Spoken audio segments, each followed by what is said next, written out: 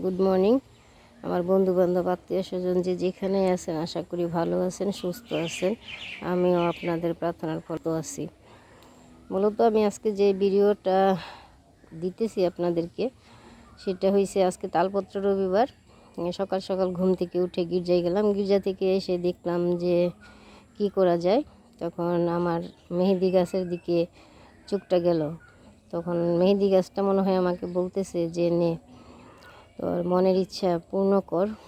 যে আমি কিছু মেহেদি পাতা উঠাইলাম, উঠায়া বেটে আমি আমার মাথার মধ্যে দিলাম।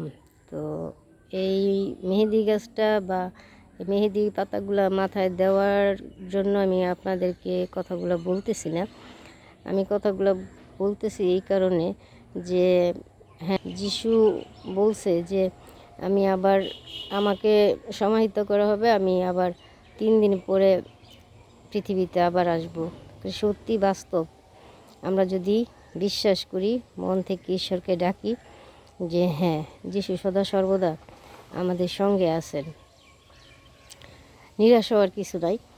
যে আমি আমি একজন ব্যক্তি, হ্যাঁ আমি অনেক পাপ করছি, এরপরও আমি দেখতেছি যে না, এই বিগত 1.5 বছরে আমি মন থেকে ঈশ্বরের কাছ থেকে যা চাচ্ছি তাই পাচ্ছি।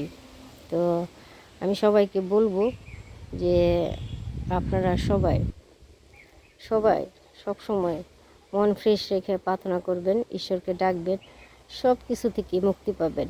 সকল বিপদ, সকল সমস্যা সব কিছু ঈশ্বর সমাধান করে দিবে। তো আমরা নিয়মিত গির্জায় যাই, আরও বেশি বেশি যাওয়ার চেষ্টা করব।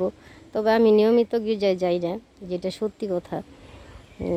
বছরে 2-1 বার গির্জায় যাই, তাছাড়া যাই না।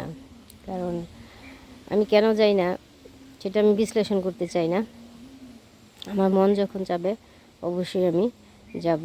ঈশ্বর বলে নাই যে শুধু গির্জায় এসে আমার নাম স্মরণ করো। তো তো আমাদের ধর্মীয় নীতি অনুযায়ী যেহেতু গির্জা আছে, ফাদার আছে ঈশ্বরের বাণী প্রচার করার জন্য, তো আশা করি আমরা চেষ্টা করব সবাই, শত কষ্ট হইলেও সপ্তাহে একটা দিন ঈশ্বরের জন্য রাখার জন্য গির্জায় যাই, মিশা শুনি, তারপরে সবার সাথে হাসি খুশিভাবে দিন যাপন করি।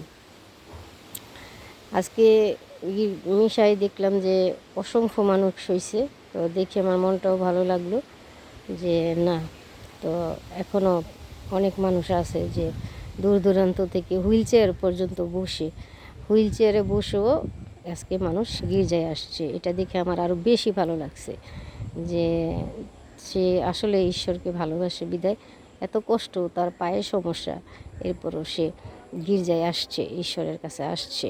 তো আমি সেই ব্যক্তিটার জন্য প্রার্থনা করি, ঈশ্বর যেন ব্যক্তিটাকে সুস্থ করে দেয়, সে যেন নিজে পায়ে হেঁটে আবার ঈশ্বরের গৃহে প্রবেশ করতে পারে।